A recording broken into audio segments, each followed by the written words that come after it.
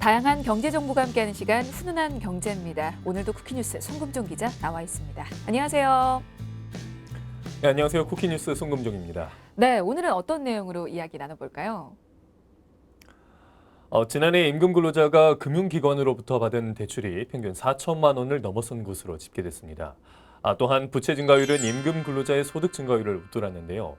임금 근로자 부채 중 전세자금 마련 등을 위한 주택 외 담보대출 비중이 컸으며 20대와 30대에서 대출 금액이 큰 폭으로 증가했습니다.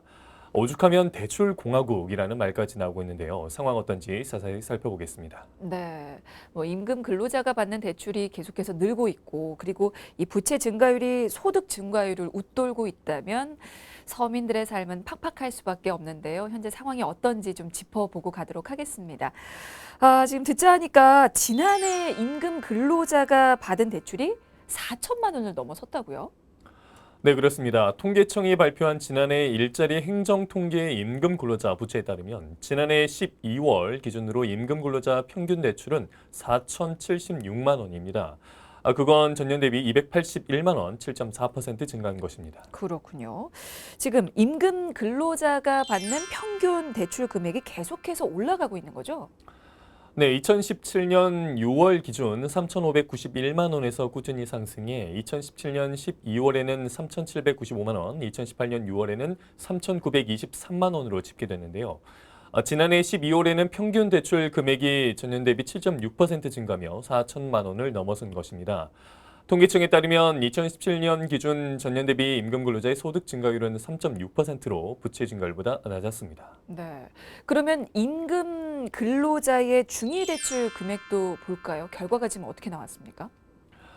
중위대출 금액은 3,660만 원으로 전년 대비 342만 원, 10.2% 증가했으며 대출 잔액을 기준으로 3개월 이상 연체한 비율은 0.56%로 1년 전보다 0.05%포인트 상승했습니다. 네.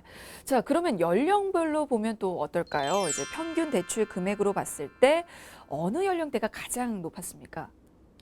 아무래도 지출이 많은 40대가 5,958만 원으로 가장 많았습니다. 그건 1년 전보다 285만 원, 5% 늘어난 수치인데요. 또한 평균 대출 금액이 가장 많이 늘어난 연령대는 29세 이하와 30대인 것으로 조사됐습니다. 지금 대출 금액이 가장 많이 늘어난 지금 연령대는 29세 그럼 이하인가요? 네, 지난해 말 기준 29세 이하 평균 대출 금액은 1,093만 원으로 전년 789만 원 대비 304만 원 증가했습니다. 무려 38.5% 늘어난 것인데요. 30대 또한 2017년 말 기준 4,627만 원이었던 평균 대출 금액이 지난해 말 5,301만 원으로 674만 원, 14.6% 늘었습니다. 또한 50대에서는 평균 대출 금액이 전년보다 14만 원 증가했고요. 60대와 70세 이상에서는 감소했습니다. 네, 그러니까 연령대별로 보면 평균 대출 금액이 가장 많이 늘어난 연령이 29세 이하 그리고 30대인 건데, 자, 그러면 어떤 대출을 또 많이 받았을까요? 그 종류도 좀 보도록 하겠습니다. 지금 임금 근로자의 대출 금액 중에 어떤 대출이 가장 큰 비중을 차지하고 있습니까? 우선 주택담보대출 비중이 가장 큰 것으로 분석이 됐습니다. 그 다음으로는 주택 외 담보대출과 신용대출이 많았는데요. 전년 대비 증가율로 보면 주택 외 담보대출이 가장 많이 늘어났다고 통계청은 설명했습니다. 평균 대출 금액이 대폭 늘어난 20대와 30대 경우에도 전세자금 마련 등을 목적으로 한 주택 외 담보대출이 큰 폭으로 늘어난 것으로 조사됐습니다. 그렇군요. 지금 주택 외 담보대출이 많이 늘어났다고 얘기를 했는데, 그러면 성별로 봤을 때는 평균 대출 금액과 이 연체율 어떻게 되고 있습니까? 성별로 보면 남성이 5,138만 원이었습니다. 여성은 2,747만 원으로 남성의 절반 수준인 것으로 조사됐고요. 연체율은 남성이 0.61%, 여성이 0.44%였습니다. 네. 자, 주택 유형별로도 좀 나누어서 살펴볼까요? 지금 임금 근로자의 평균 대출 금액을 봤을 때 어느 유형의 거주자가 지금 대출 금액이 가장 많았나요? 아파트 거주자의 평균 대출 금액이 4,997만 원으로 가장 많았습니다. 이어서 연립 및 다세대 거주자의 평균 대출은 3,247만 원이었고요. 다음으로는 오피스텔 및 기타 거주자는 3,022만 원, 단독주택 거주자의 평균 대출 금액이 2,642만 원으로 뒤를 이었습니다. 네, 지금 주택 유형별로 볼 때는 아파트 거주자의 평균 대출 금액이 가장 많았는데요. 연체율은 어떻습니까? 연체율로 볼 때는 차이가 좀 있나요? 네, 연체율은 오피스텔 및 기타 거주자가 1.16%로 가장 높았고요. 아파트 거주자가 0.37%로 가장 낮았습니다. 네, 지금 대출을 받는 근로자가 워낙 많다 보니까 연령대 그리고 성별 또 거주 유형 등으로 좀 나눠서 자세히 살펴보고 있는데요. 자, 이번에는 소득으로도 좀 나눠서 보도록 하겠습니다. 자, 임금 근로자의 평균 대출 금액과 물론 소득이 연관이 있겠죠. 네, 그렇습니다. 소득이 높을수록 대출 금액도 많았습니다. 소득 1억 원 이상 근로자의 평균 대출은 1억 4,066만 원으로 전년 대비 620만 원, 4.6% 증가했는데요. 반면 3천만 원 미만인 근로자의 평균 대출 금액은 2,600만 원에 그쳤지만 연체율은 0.7%로 소득 1억 원 이상 근로자보다 높았습니다. 그러니까 소득이 적을수록 대출금은 적었지만 또 연체율은 높아졌는데 그러면 그 사이 중간층은 어떻습니까? 네, 소득 3천만 원 이상 5천만 원 미만인 근로자의 평균 대출 금액은 4,633만 원으로 전년 대비 무려 12.4% 512만 원 증가했습니다. 또 이와 달리 소득이 1억 원 넘는 임금 근로자 평균 대출은 620만 원 증가했지만 연체율은 0.04% 오르는 데 그쳤고요. 소득이 7천만 원 이상이고 1억 원 미만인 임금 근로자의 평균 대출은 451만 원 늘었지만 연체율은 0.03% 상승했습니다. 그러니까 고소득층은 빚을 더 많이 져도 이게 감당할 수 있는 반면에 저소득층은 상대적으로 빚을 덜 냈는데도 이게 제대로 갚지를 못하는 경우가 많다는 건데 저소득층 연체율이 지금 높다는 게 더 문제가 되는 부분이 있을 것 같은데요. 네, 어떻게 보면 저소득 증인이 당연한 결과라고 볼 수도 있겠지만 그건 현재 문재인 정부 간판 경제 정책인 소득주도 성장이 제대로 작동하기 어려운 환경이라는 걸 의미하는 것 결과로도 볼 수 있습니다. 네, 알겠습니다. 뭔가 의미하는 바가 있을 것 같은데요. 소득주도 성장이 제대로 작동을 하려면 이게 소득이 늘어난 저소득층 임금 근로자가 지출을 좀 늘려야 하는 거잖아요. 그렇죠? 네, 그렇습니다. 문재인 정부는 최저임금 인상과 주거비와 교통비를 포함한 핵심 생계비 경감으로 저소득층 소득을 늘려주는 소득주도 성장 정책을 펼치고 있습니다. 하지만 실제적으로 저소득층은 빚 갚기도 버거운 실정이라는 것을 보여주고 있는 것입니다. 네, 이게 뭔가 적게 벌수록 대출 금액은 적지만 이게 연체율은 또 올라가고 있으니까 그게 문제인 것 같은데 사실 기업별로도 임금이 차이가 나기 때문에 이게 연체율도 좀 차이가 있을까 뭐 그런 생각도 드는데요. 어떻습니까? 네, 특히 대기업과 중소기업 임금 근로자 대출 연체율도 확연한 차이를 보였는데요. 대기업 근로자는 대출이 늘었지만 연체율은 소폭 오르는 데 그쳤고 반면에 중소기업 근로자는 대출이 조금 증가했는데도 연체율은 크게 뛰었습니다. 지난해 말 대기업 임금 근로자 평균 대출은 6,515만 원으로 1년 사이에 9.1% 증가했는데 이 기간 대출 연체율은 0.25%에서 0.27%로 0.02%포인트만 올랐습니다. 네, 지금 대기업 임금 근로자 평균 대출이 1년 새 약 9% 정도 증가했습니다. 자, 그러면 중소기업 임금 근로자 평균 대출 상황은 어떨까요? 지난해 말 3,190만 원으로 전년 대비 6.8% 올랐고요. 같은 기간 대출 연체율은 0.79%에서 0.88%로 0.09%포인트 뛰었습니다. 아울러 300인 이상 사업장 및 50인 미만 사업장에서도 대기업 및 중소기업 임금 근로자 대출 연체율 변화와 유사한 움직임을 보였습니다. 네. 자, 소득이 높을수록 평균 대출은 증가하고 또 연체율은 감소하는 모습을 좀 보이고 있는데요. 이 임금 근로자 부채 통계는 어떻게 나온 겁니까?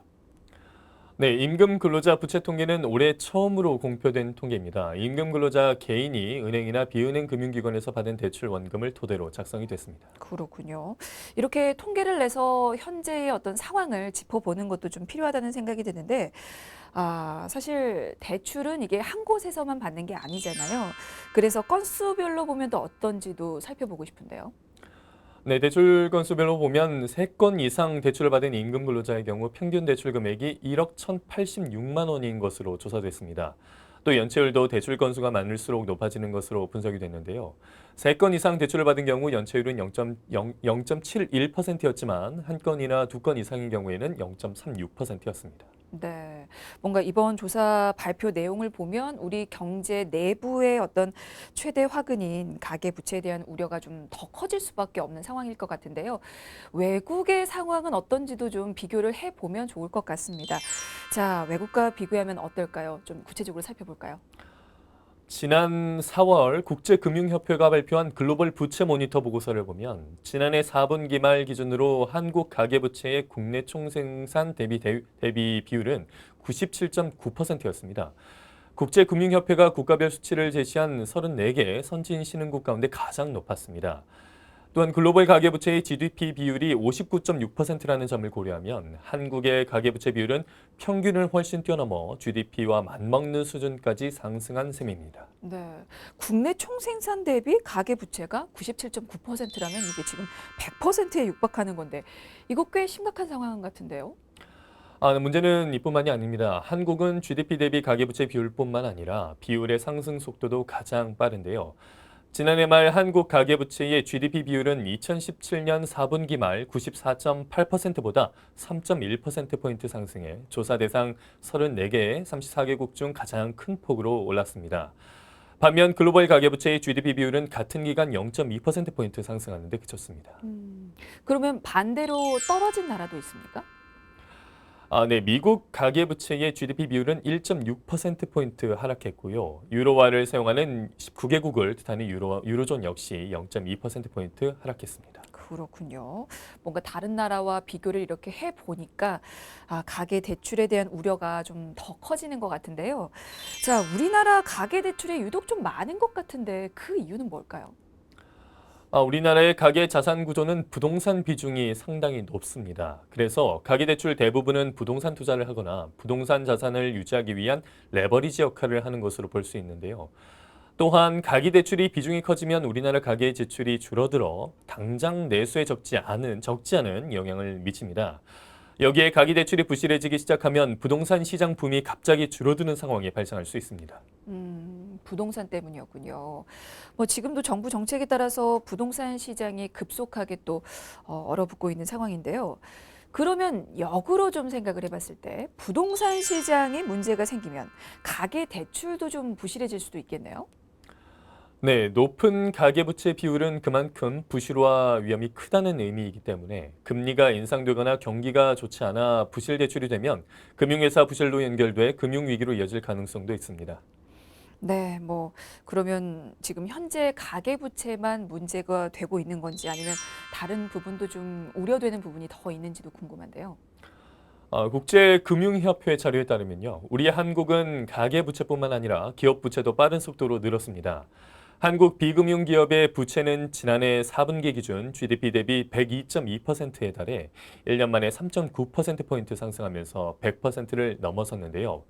GDP 비율의 상승 속도는 34개국 중 4위였습니다. 이게 가계부채뿐만 아니고 기업부채도 좀 빠르게 늘고 있는 상황 같은데요. 이게 우리나라만 그러는 겁니까? 아니면 전 세계적으로 지금 상황이 안 좋은 건가요? 지난해 세계 전체의 부채 증가 속도는 전년 대비 둔화됐고 특히 신흥시장의 부채 증가 속도는 2001년 이후 가장 느렸던 것으로 나타났습니다. 지난해 말 글로벌 부채는 243조 2천억 달러, 약 22경 7,642조 원으로 1년 전보다 3조 3천억 달러 늘어났는데 그쳤습니다. 글로벌 부채가 2017년에 21조 달러 늘었던 것과 비교하면 부채 증가 속도가 크게 느려진 것인데요. 또한 선진 시장의 GDP 부채 비율도 일본과 프랑스, 호주, 뉴질랜드를 제외하고는 모두 떨어졌습니다. 네. 뭐 물론 가계 부채가 그 자체로 시한폭탄이 될 수도 있습니다. 하지만 그렇다고 해서 이 가계로 흘러가는 돈을 좀 과도하게 조여버리면 여러 가지 부작용이 생길 수밖에 없겠죠. 그래서 좀 보다 현명한 정책이 필요한 시점이 아닌가 싶은데요. 자, 이 부분도 좀 다음 시간에 함께 고민을 해봤으면 좋을 것 같습니다. 자, 훈훈한 경제 오늘은 여기까지고요. 지금까지 쿠키뉴스 송금종 기자였습니다. 고맙습니다. 고맙습니다.